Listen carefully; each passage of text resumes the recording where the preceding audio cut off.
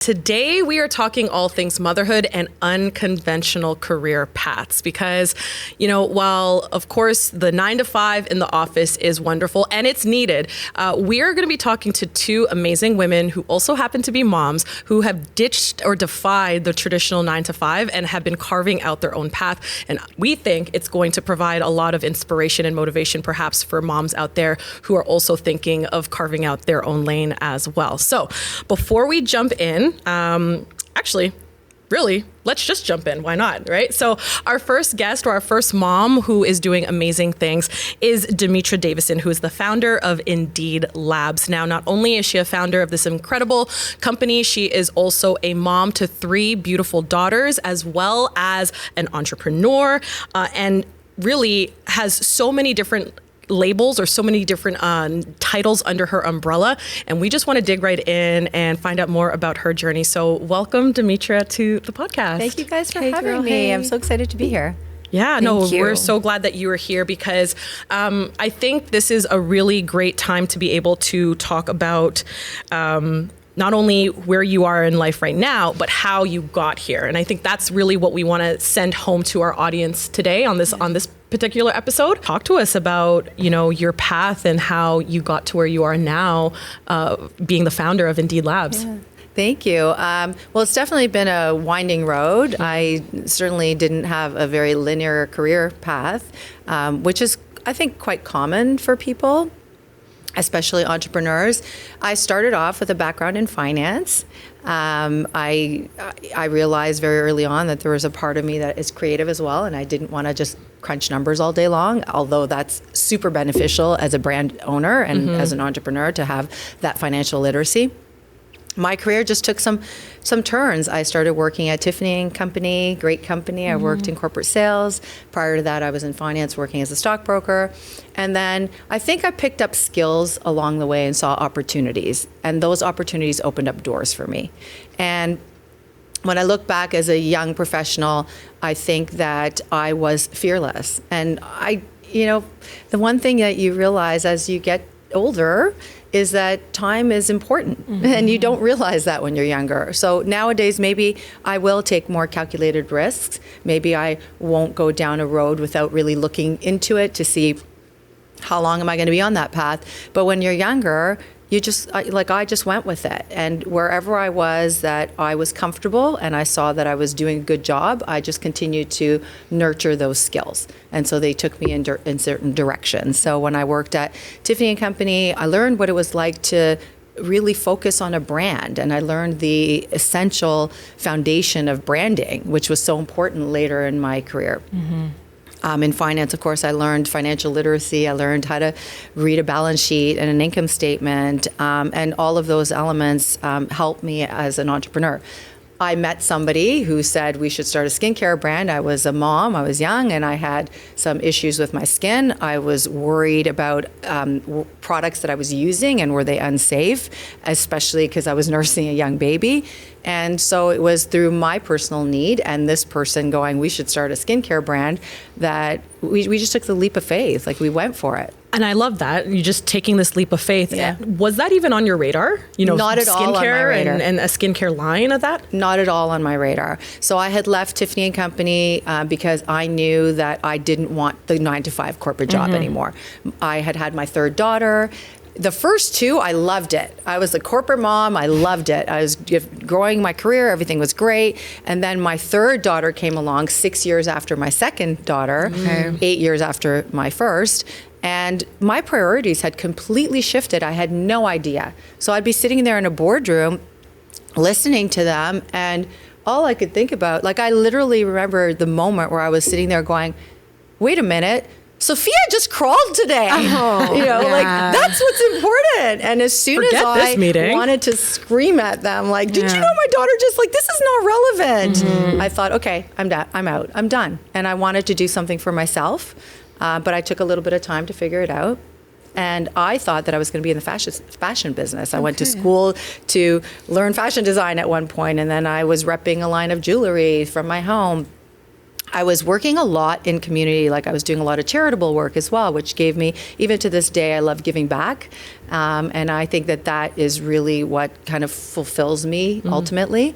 And I think through community, just meeting people, just being out there, this opportunity arose and I was like, let's just go for it because I have a need. And just knowing that the needs that I had, very specific needs, weren't being addressed. Consumers like myself weren't finding things. I agree, yeah. And so that was how the brand started. And that was 15 years ago. After a year, my partner left, I took over, and here we are today.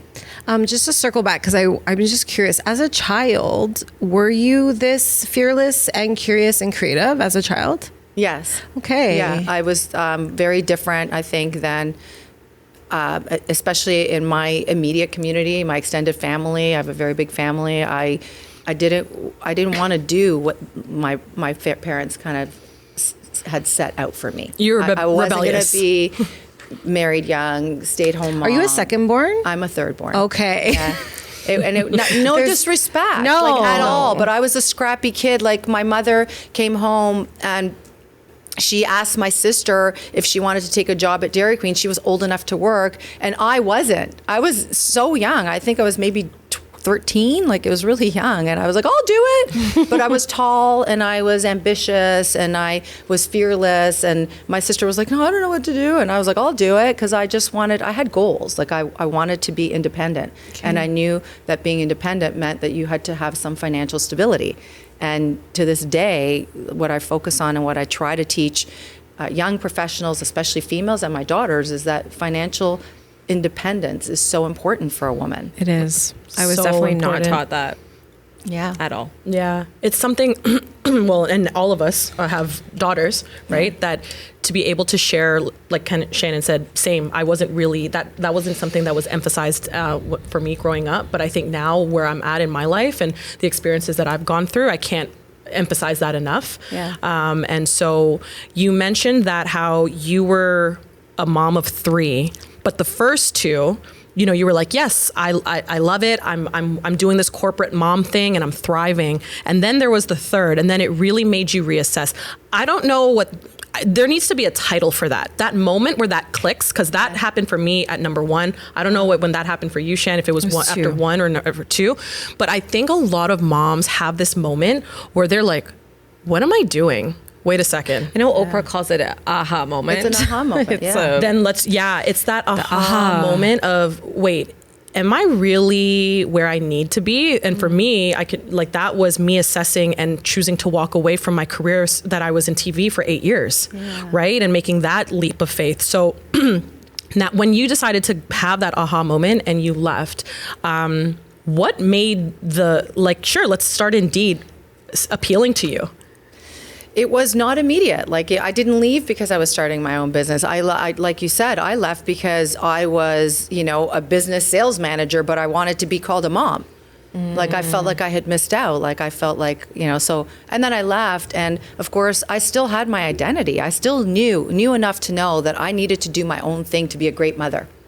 And so, but at that time I was trying to figure out what I was going to do. Yeah. I had so many ideas of business type of models, and there were so many that I was pitching out, and then this came about, and I thought, well, okay, let's give it a whirl. Let's try and see what'll happen. And it was literally an overnight success. And then when my partner walked, I didn't expect to be there. Like that was that in itself was a very pivotal moment for me in my career, because I realized at that point that I didn't have anyone to lean on. I was going to be alone, and he was a man in a really crazy competitive industry that still to this day can be dominated by males to some degree. And I was worried. I was scared as a woman in business. How am I going to do this? Huge financial investments that it wasn't my money that I had raised that I had to be responsible for.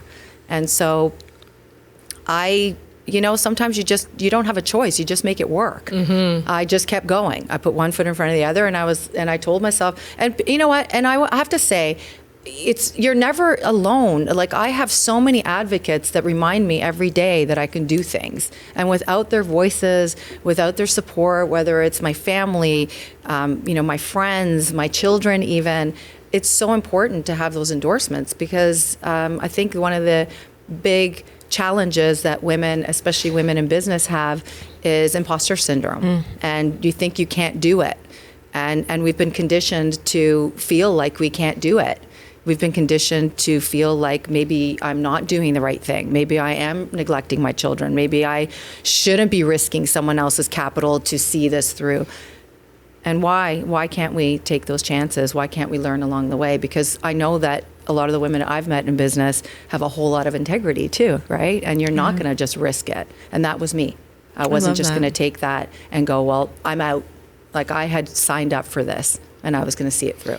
That's very powerful. I can sense your resiliency, like coming out, like oozing out of you. You're a fighter. You're like, I'm not going down. And like, and I think that moment where you said you parted ways with your partner initially, and that could have been the moment where you're like, well, I guess that's it. And here you are, Indeed Labs, still thriving 15 years later. And so, what was that journey like to where you are now, and the journey of Indeed? You mentioned it's female led, it's Canadian proud, and it's built this reputation and this brand, which is hard to do in your industry, right? To still be standing after, nearly 2 decades. Yeah. And especially in a competitive industry where people want that shelf space. People want to be the coolest next brand. Like there's been so many times where I've questioned myself and decisions that I've had to make. And I've said this over and over again when I speak about entrepreneurship, you're going to be lonely all the time because you're not always going to make it's not the choices that I make, because I always know that, our values, my core values are always going to be there. But, it is a balance, right? And it might not be the most popular thing all the time. It's lonely. So where does the resilience come from? I think I feel like we all have it in us. I feel like as a young kid, I've always been very tenacious. I think if you tell me I can't do something, it's just going to make me work that much harder to prove that I can. Watch me. I don't know if I don't want to say it's an ego. I just feel like, I said to somebody the other day, I said, that's nothing. I have way more left in me. And at this stage in my career, like to even hear myself say that, I have way more left. Let's go.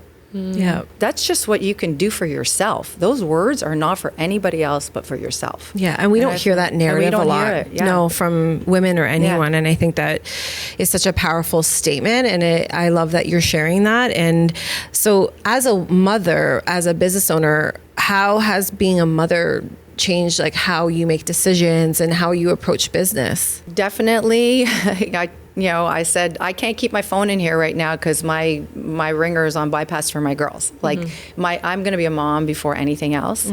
I will say that I think being a good role model to my children, seeing things through, having integrity, learning from community, I'm so proud to be able to go back to my girls and say, I may have not known someone's pain point because I didn't walk through their shoes or in their shoes, but I traveled the world and I met a new community of people that opened my eyes. That makes me so proud to be able to say that as a mom. That's what keeps me going. And now seeing my children as adults and seeing how they compartmentalize their values and their opinions and allowing them to, have a safe place, it's just really, I feel like it just empowers me so much. And maybe because of the business that I'm in, I'm able to connect with community. I think just being in community and understanding makes me feel like a strong mom. But I will always prioritize my kids first. But I feel like I hear them in a different way now. Yeah. I feel like I'm able to be a better mom because of the opportunities that I've been given through this. Yeah. Looking back at the timeline of it, because you were an example for your girls, and I love that you're a girl mom to not one, not two, but three, and so even that, right, showing them a bit of the game plan, if you will, like before, and I'm not sure what avenues they're in as well, but how did you juggle entrepreneurship and three daughters? Yeah. I'm sure, everything we've talked about, like there's no doubt that you are successful and that you're driven in no matter what you do. Yeah. But I know you've had to have your share of roadblocks or your share of moments where, you probably questioned a lot of things. Yeah. Well, I will say that sort of being this makeup is not an easy, it's not an easy mom to have. So as difficult as my upbringing was with my mom, who maybe doesn't understand my world, imagine what my girls have to feel like they need to aspire to be. Okay. So it's been so challenging for us from that perspective. And you never want to lose sight, right? I always thought, I'm going to set a good example for my kids. I'm going to keep going and be really strong. And then when we went through some hard times, when I separated from their father and they were going through a difficult time and we went through therapy together, one of the things that I found out in therapy was that I wasn't showing my children the vulnerable side to me. I don't not show them but my nature as an empath is to always protect other people. So my nature was to not impose my stuff on people, especially people that are close to me. And that did them a disservice because they felt like they needed to be strong all the time, that they couldn't show me who they are. And so we learned a lot as we went along. Has it been easy being a mom as an entrepreneur? No, but has it been would I do anything differently? Not at all. I would probably be the person that I am. But I just want people to know that sometimes it looks really easy and it is great. And it is good to have a mom who's a role model, but even that could be taxing on children. Of course. Yeah.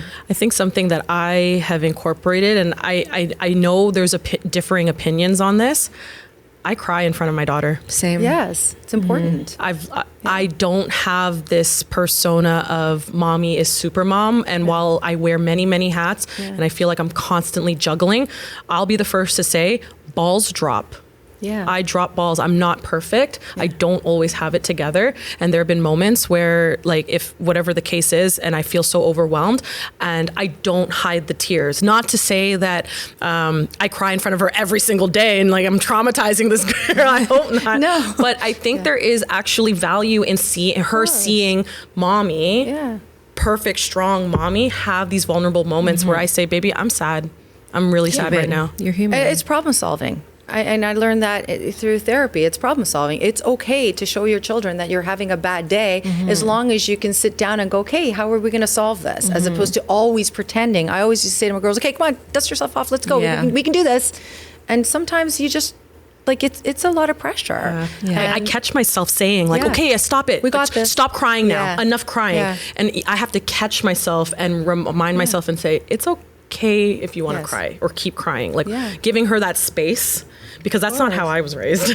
No, exactly, and that's not the way that I was raised either. And maybe it's not my nature. Like it could be difficult to see somebody going through a hard time and going, okay, but I'm gonna solve this problem. You know, people don't always have the answers, and I don't have the answers. I just have a hard time asking for help. So it looks like I'm always making things work.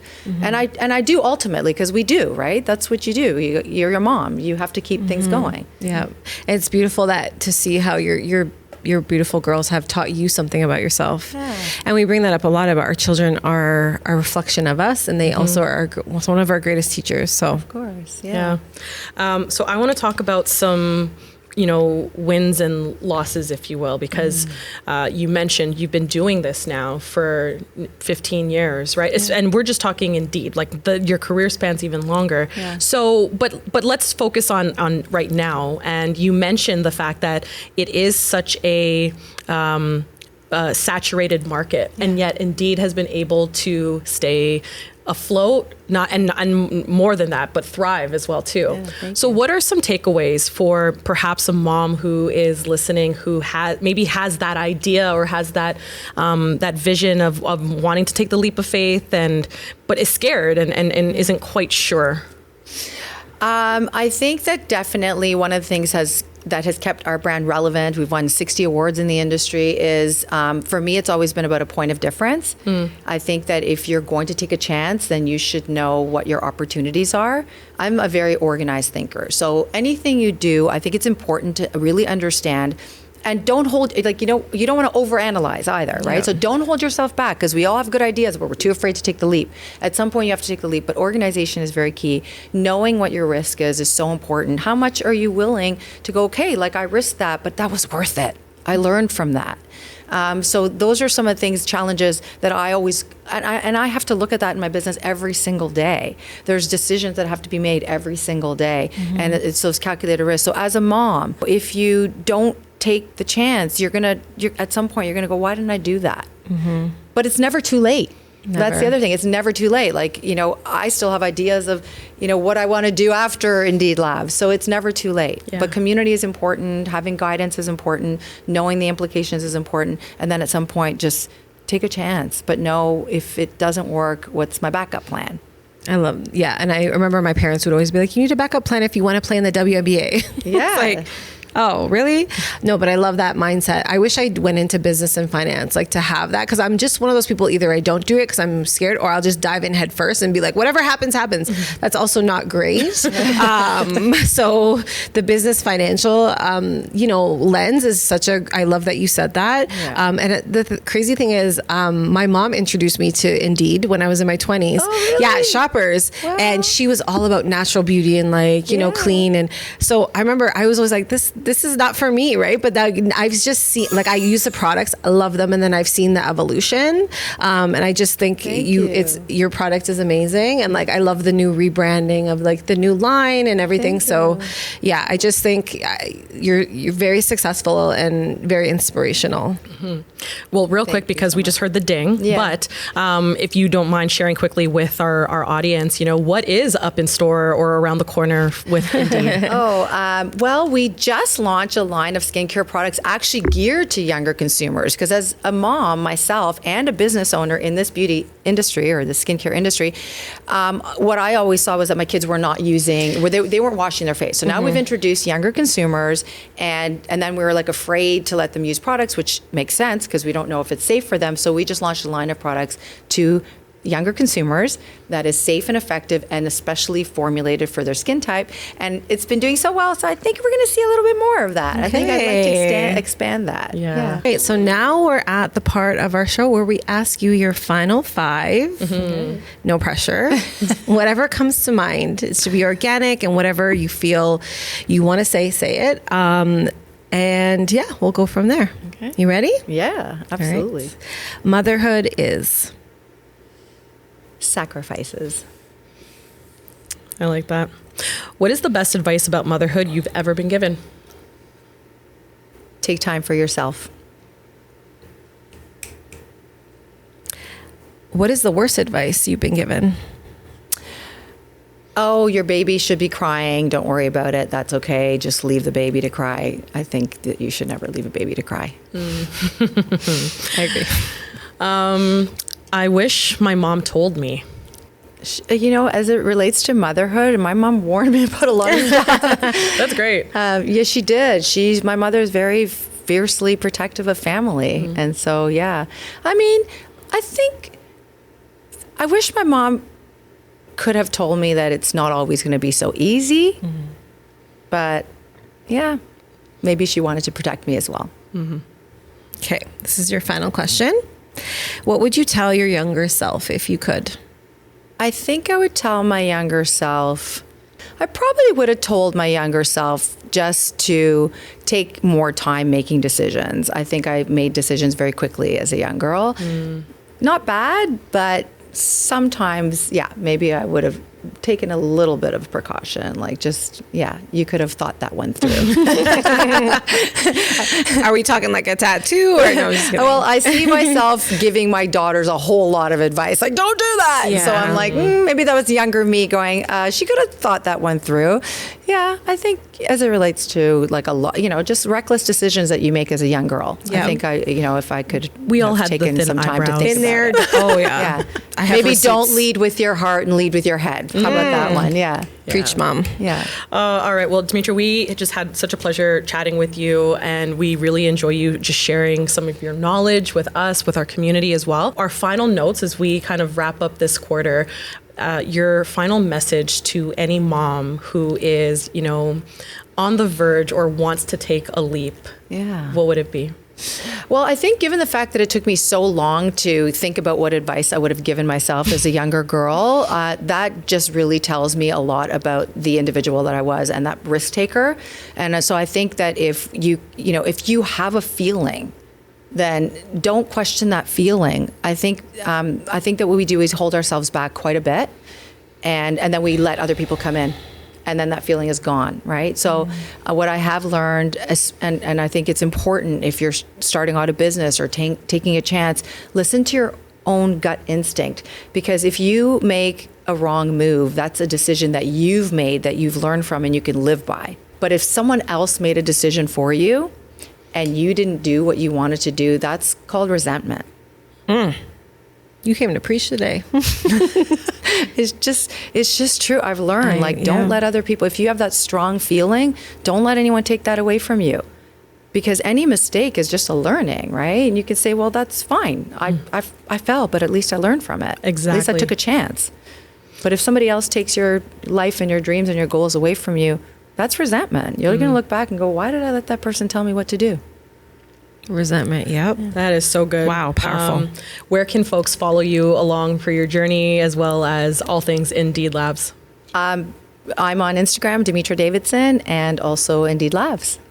Thank you guys for having me. Thank you for joining us. Love it. Loved your insight as well. And yeah, this is just the first half of this episode. So we're talking unconventional paths. And coming up in the second half, we are going to be talking with Miss Bwami about her amazing book and her unconventional path to the career path she has forged as well. So stay with us. You're watching Mama and Her.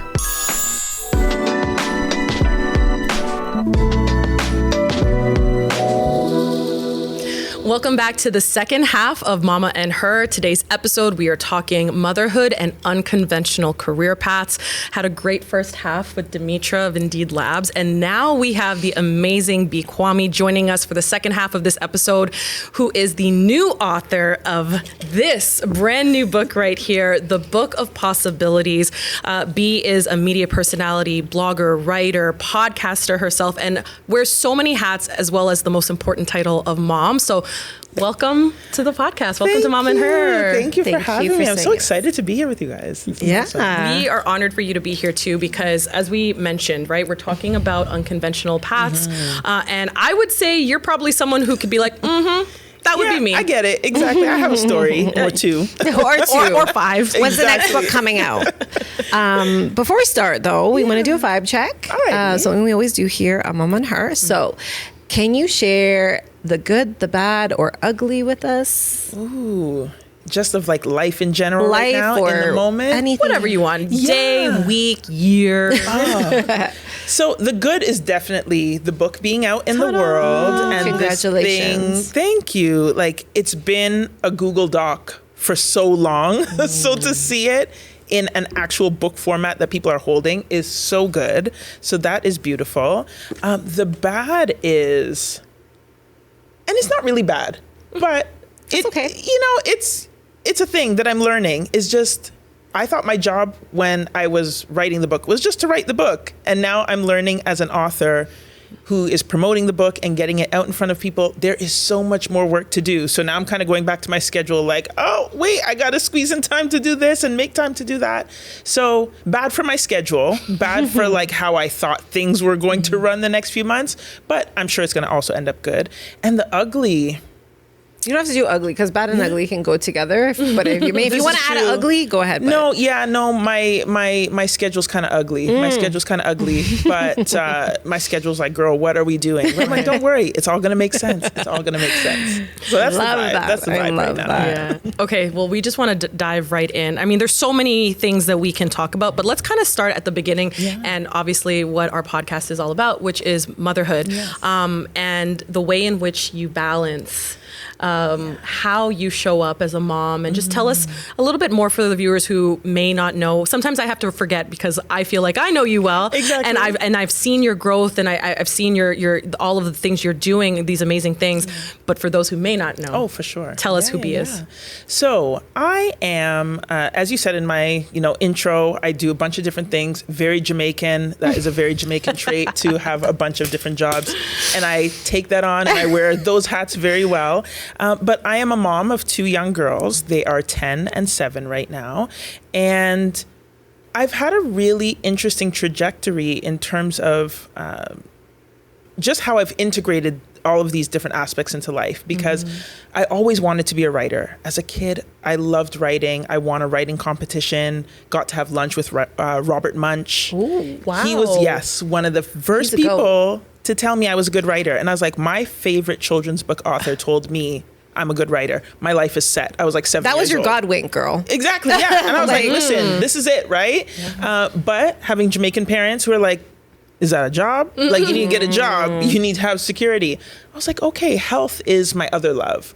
So that's what I followed through university and into like the kind of first half of my career working in healthcare. Got married, had my 2 girls, was doing like writing and stuff on the side. I was like, that's my side hustle. That's cute, but I got to keep this secure job. And then so many things changed. And I was working at a job where it was a contract position. I was trying to hide my second pregnancy because I wanted to make it a permanent position. And I didn't want the pregnancy and maternity leave to skew that. So I tried to hide the pregnancy so that I could get that permanent position, which didn't work anyway because they decided not to make it a permanent position. So then I jumped right into full-time freelance writing. And after having my second daughter and shortly after that, my marriage ended. And I found myself as I say single in terms of not partnered, but we do co-parent, but a single mom with 2 young girls who had been building this freelance writing career and was like, what do I do now? And I've taken these various different steps to just try to figure it out while kind of bringing them along with me for the journey as well. And now we're here at a point where like, I'm talking about my book on your podcast. Yeah, you are. And it's like, wow, 5 years ago, not even 5, 3 years ago, I probably wouldn't have even seen this for me. So I can't help but remember. So I think we met, we've been social media friends for some time, sure. Yeah. But we met, I remember about, I'd say almost 2 years ago. It was at that dinner, and I remember you saying to me, "I have this book idea." Right. So for this to be happening right now is pretty darn cool. It is. And it's so great. But you mentioned like all of the many Jamaican hats that you wear. Exactly. How did you, or how do you balance? So I don't say balance. I've let go of the word balance. Truth. A long time ago, because balance brought about a lot of stress for me of trying to figure it out. Juggle or integrate. I like integrate. Oh, I like that word. I like integrate because it's kind of a blending of things. There's no, like, I realize very quickly that it's not just, okay, between 5 a.m. and 8 a.m. I'm this, and then from 8 a.m. to 9 a.m. I'm that. And it's not like that. Everything is mixing together. All of these different things that I do, motherhood, like I will be in the zone writing and working on maybe my draft of my book and prepping for a radio show that I'm doing. And then the school calls and says, your kid is sick, you've got to come. There's no balance there, right? It's just integrating, how do I manage all of these things? And another thing that has really helped has been this idea of the rubber ball and glass ball theory, if people know about that, right? It's like certain things are rubber balls. If you drop it, it'll bounce around. It's okay. Nothing is going to go wrong. You can pick it up later. Others are glass balls where if you let it fall, it shatters. And as much as like motherhood is the priority, sometimes my kids can be that rubber ball. If I need to get something done and I'm on a deadline, I can put them in front of the TV, put their little favorite show on, give them some fruit snacks, give them a juice box, and be like, give mommy 30 minutes. Watch one episode and I'll be back. That's the unfiltered truth about motherhood, where yes, sometimes the kids are the rubber balls. And that's because okay. A lot of times as moms we want to be like, our kids are our world and they are our glass balls. And they're the glass ball, and you can't let anything shatter. If you do that, you're the one that's going to shatter, because there's no way you can carry all of that and do everything well. So sometimes they are the rubber ball, and that's okay. Yeah. They're not the rubber, like I'm not neglecting them, no, right? of course not. And I think as mothers, sometimes we have to give ourselves that room and give ourselves that permission to realize like they will be okay if an opportunity comes up and maybe I need to see if grandma can keep them for the weekend so I can do this thing. They'll be okay if, I let them watch 2 episodes of a show while I finish, make a deadline of a draft that I'm working on. It's okay. They're all part of the journey, and we're bringing them along with us, and they have to also see that side of us as well, right? So I think it's really important. Yeah, and you're creating a resiliency in your children and flexibility and patience. They're important lessons. Gift. Yeah, it's a gift for them. Exactly. So I agree. I totally agree. There's this trend happening right now on social media where people are saying plan A, and it's like graduate college at 21, get married by 23, have their first kid at 25, house by 26. And then it's like, plan B. So what is B's plan B? Woo. You know what's so funny is I never really jump on social media trends, but I jumped on that one. Okay. I actually really, really like that. And I shared it for myself just to kind of have that moment of recognition of like, it's okay when life changes. It's okay when plans change. So for me, the plan B was like, okay, you're divorced. You're outside. You see what I mean? Outside is not, you want to talk about the ugly. Sometimes the outside is the ugly, right? When you are divorced and trying to be in the dating pool. But that should be a whole nother that's a whole other episode for sure, for sure. But, you know, it's seeing the new opportunities and the new possibilities in this life and having the room to kind of just shape it the way I want it to look to the best of my ability. So the plan B is just being out here and just being the best version of myself in all ways, creatively, physically. I'm in the gym, I'm doing Pilates, you know, with motherhood, all of that, just finding the best ways to kind of pour into myself and make plan B something that is like a new foundation for me, because things might change and you might have to go to plan C, right? It doesn't just stop at plan B. No. So I'm trying to make plan B not like the consolation prize to losing out on plan A. It's a new foundation to build from. You didn't lose anything. If you had to, if plan A fell apart, you didn't lose. You're just building a new foundation. It's not your consolation prize. Yeah. As someone who's rewriting her plan B, myself as well, I can 1000% agree with that. And 100%. I love how you said it's not a consolation. It's not, because your life doesn't have to just look one way. This idea, and I had those thoughts too. I remember like learning about my mom and my dad and how old were you guys when you got married and how old were you when you had me? And then I thought, that's what I'm going to do, right? I mean, if I had my first kid at 23, I don't know what I'd be doing right now, right? I needed some time. But life it's short, but it's long. And if we tie ourselves to this idea of what our plan A is supposed to be and how it's supposed to look and how it's supposed to play out, you're really locking yourself into like a prison of your own making. Even if you get the things that are your plan A, to be so rigid about it just doesn't feel like a way I want to live life. Because as much as we will try to control what we can, other factors play a role in how your life goes, right? And you have to allow room for that as well. Otherwise, you're not going to adjust well when it's time to pivot and figure out what's the next step. I know pivot is that word that was used so much during COVID. Oh, I know. But I agree. It's such a pivot. But that's just what motherhood's about is just figuring it out, you know, a bit of go with the flow. Because if you don't, it's stressful. It's stressful. And you don't know what you don't know. Like I've said now that, you know, I've got 2 girls. My youngest is 7. So I'm like, okay, I've mastered in 2 different ways what it's like to have a 7-year-old. But like, this is the first time I'm having a 10-year-old. She's about to be 11. That's going to be my first time having an 11-year-old. You're learning as you go. And there's things in motherhood that are kind of like your base functioning, right? Of how you want to parent, how you want to mother, how you want to raise your children. But we have to look at motherhood as like a 2-way relationship as well, and realize that not only are your kids teaching you things, but they have kind of a say and a dictation in how the relationship goes. Absolutely. So you don't know what you don't know. And sometimes I don't know what is happening in the morning when my kids wake up. And like my 10-year-old the other day, she was talking about this school dance that's coming up. And she's like, oh, so-and-so's class got to pick the playlist. The music's going to be so clapped, fam. And I'm like, when did you start talking like this? Like, you didn't talk like this yesterday. And now all of a sudden you woke up and you're doing this. And so now I got to figure out how to mother a child who doesn't really say I love you anymore, but just calls me fam and says things are clapped. Like, exactly. So you learn as you go. You don't have a child and get like the instruction manual for the rest of your lives. You figure it out.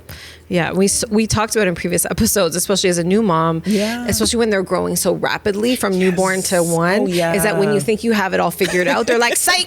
Exactly. You thought. Exactly. No. You thought. And they love to pull a thought on you. They love to watch you struggle. Exactly. And we all have videos of it, right? So we can show them at their wedding or whatever. Of course, whatever we want to do with them. Yeah. I want to, sort of switch gears a little bit because you mentioned all of these, the way you juggle and the way you integrate. Mm-hmm. So where does your mental health get brought up, and how do you try to care for that side of B, for sure, as a mom who has this unconventional career path and who wears all of these hats? Yeah, that's a big question, because it's something that I've done well at times and done poorly at times in terms of managing. Like, as a mom, even before I had children, I've had chronic depression and anxiety. And so when I was pregnant with my first daughter, I read up a lot on postpartum depression, because I was like, all right, I'm seeing statistics that say if you already have depression, it could exacerbate in pregnancy and beyond in postpartum. So I really wanted to be on top of things. And I read a lot, and I kind of knew what to look out for. And then I had my daughter, and I didn't have any of those things that I read about. I didn't have any of the dissociation or me crying all the time. I didn't have that, but I knew something was off, because I felt like there was nothing I was going to be able to do to be a good enough mother for this child. This self-loathing came in, and because it didn't read like the things that I had read about postpartum depression, I just thought this is just a me issue. And it took me to a pretty dark place where I didn't even realize I needed help, but then kind of family came in and called a little intervention. So when I had my second daughter, I worked through that with therapy and everything, and got to a better place. So with my second daughter, I was like, I know what to look out for now. I know that this can, present in different ways. And I didn't feel any of the stuff I had read. I didn't feel anything I'd felt with the first one, but I felt this incredibly overwhelming anxiety. And then I learned, okay, there's not just postpartum depression, there's postpartum anxiety too. There and sure I was like, what is this? There's a lot going on. And I went back to therapy for that and got to deal with that. So mental health and mental wellness is something that I've always been aware of. I think I've just had a hard time kind of giving myself some of that grace. I'll think, it's not as bad as other people, so I don't need to speak up. I don't need to say anything, or it doesn't look like this, so maybe it's not that. Maybe this is just me. And even coming out of the postpartum phases, just dealing with career, dealing with motherhood, dealing with separation and divorce, especially that with having two young girls, there were times, I did not really take care of myself, because in that moment, we were talking about the rubber ball and glass ball. When my marriage ended, everything became a glass ball except for me. Okay.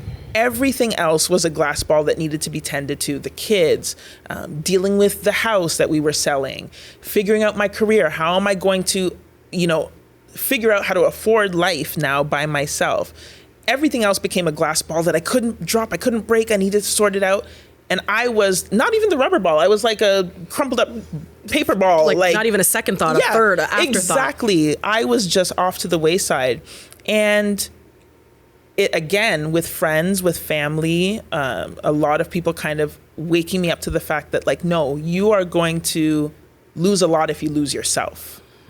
That's so and, back to therapy and ongoing with that, and just finding ways to kind of take care of myself in a better way. So doing the things that bring me peace, like Pilates is a thing that became a hobby for me when writing went from a hobby to a career. Then I was like, oh wait, I need a new thing that I enjoy just doing for fun, and that became Pilates. But that and working out, now I get what people mean when they go to the gym and they're like, it's good for my mental health. At first I was like, y'all are wild. Exactly. I don't understand all of that.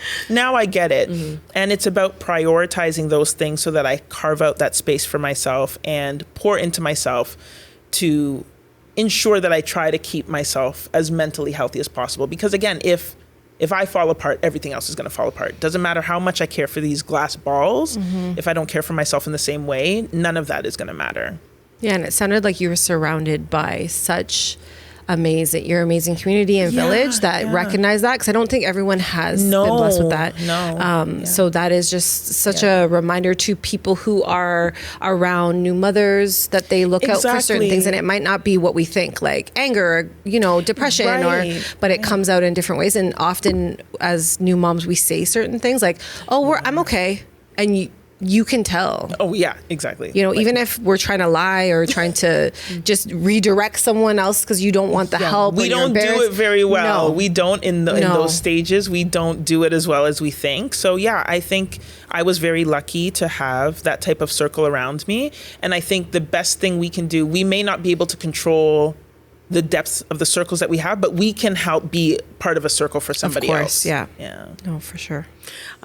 We're sort of coming to the end of this quarter. So I'm going to save my question about the book and diving into that for the fourth quarter. But yeah, I think everything that you mentioned has been not only relatable, but ways in which I think moms can also integrate into their own lives. And so real quick, if you have a message for a mom who perhaps is still in that stage where she's at that healthcare job, but knows that there's a passion that lies in her that she wants to step into. Exactly.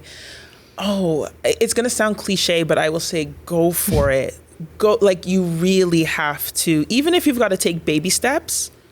Nobody's saying quit your job and, figure it out, but you can take baby steps to make sure that you keep that passion in your life and work towards it. So I would just say, I think we get overwhelmed when we have that thing inside of us and we don't know how to fit it into what life is supposed to look like. Just take the baby step.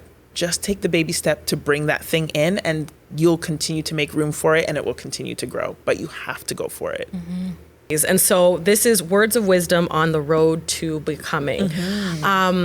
Talk to us about your book and just where the inspiration came from to where, you mentioned you're holding it now. It's a hard copy. It's finally here. But what was the journey like in having this idea and something in your heart and the journey to writing this?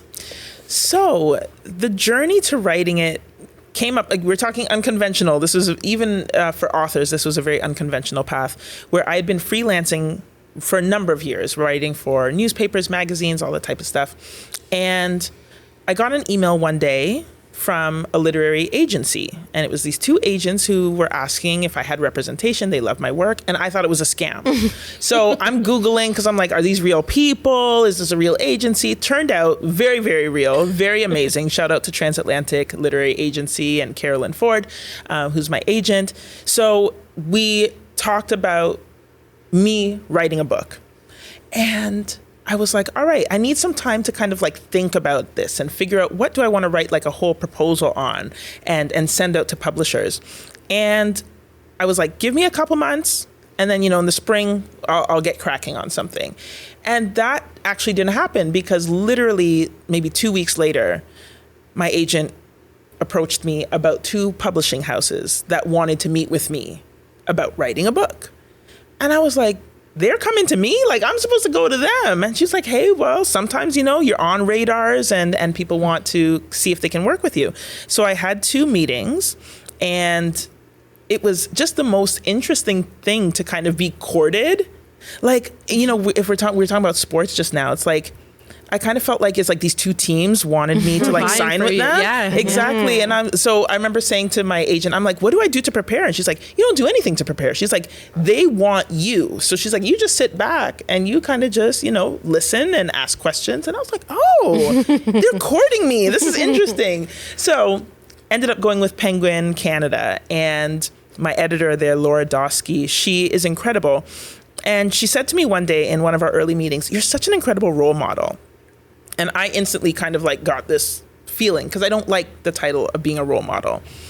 It just feels like there's so much responsibility, so much expectation.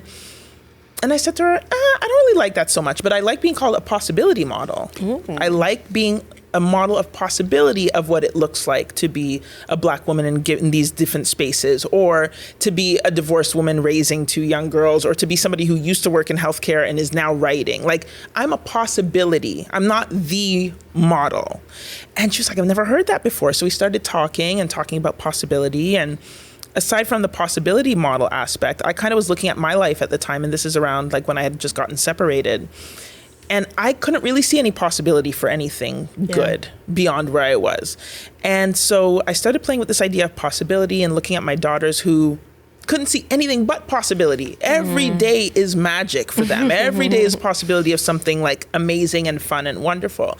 And I was like, I need to siphon some of that energy. So I actually started writing the book to kind of gaslight myself into thinking that there was possibility in my life in big and small ways.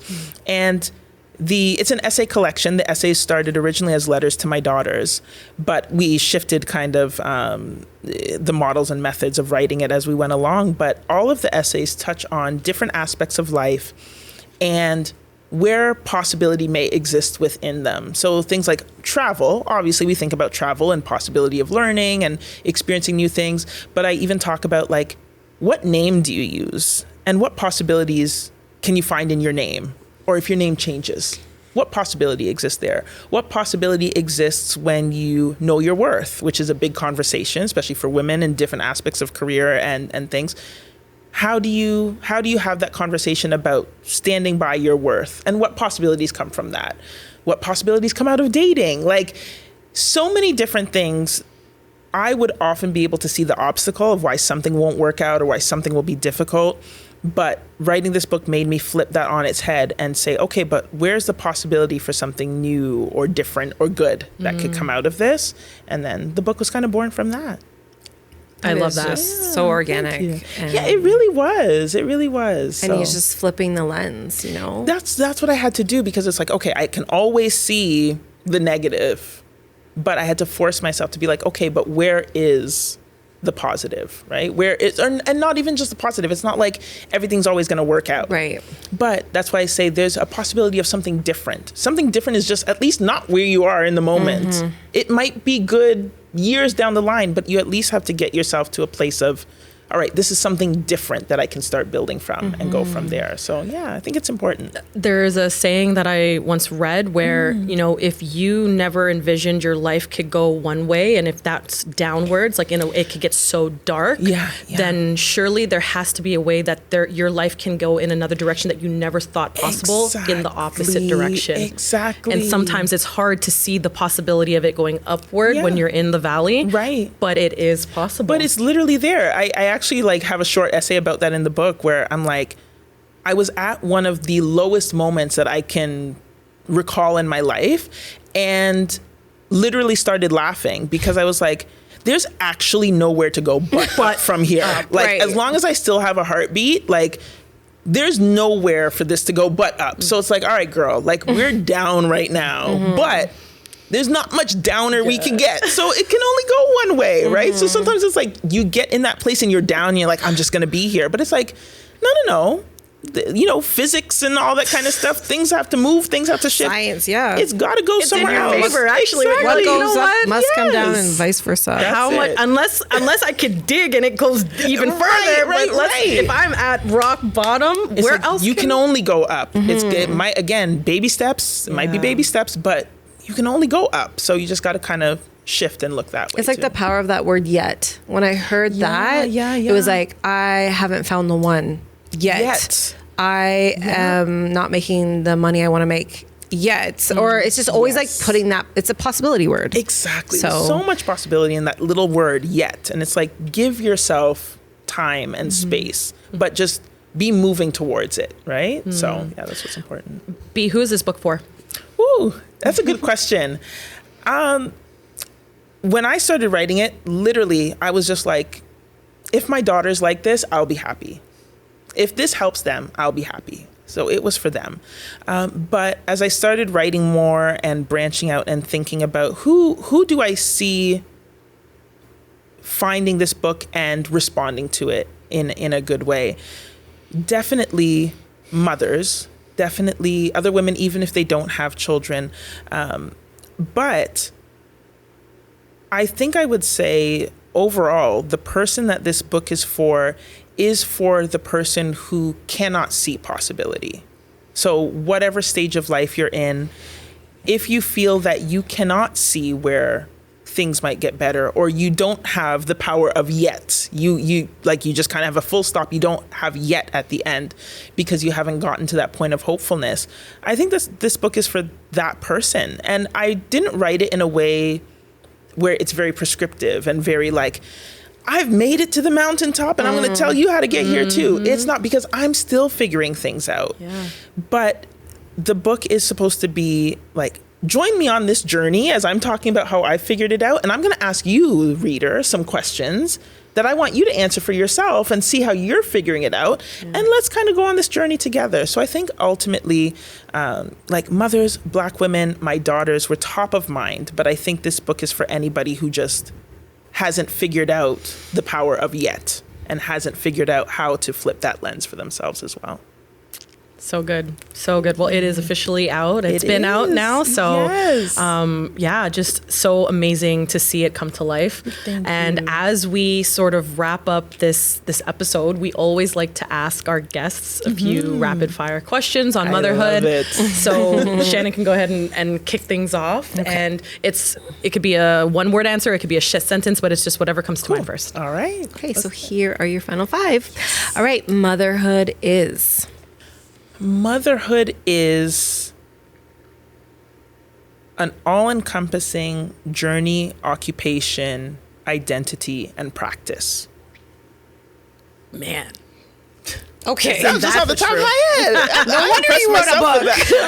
Like, what? Jeez. Honestly, yeah. Thank you. The best advice about motherhood that you've ever been given?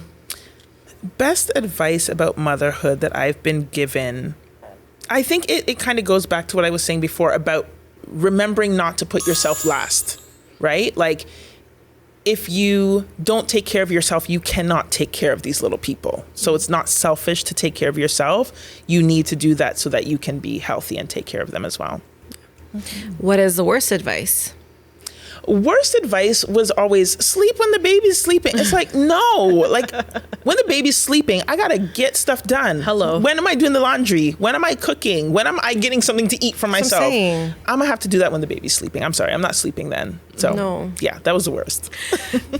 I wish my mom told me. Ooh. I wish my mom told me more about just who she was and is as a woman outside of motherhood.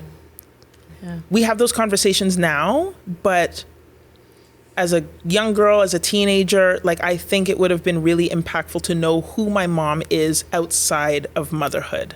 So I wish I would have had more of that. I wish she would have told me more of who she is outside of being my mom. That's such a great answer, because if you think about it, one day, like Neo and Naya and Kennedy and your two girls, they just see us as mom. And it's like, we have so many other parts to us. Exactly. That they hopefully will find out about us, but some may not. I don't know. Right? It depends. Yeah, it depends. But I think kids want to know who their parents are as people. Yeah.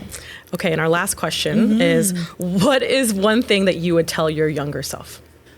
I would tell my younger self, your gut was always right.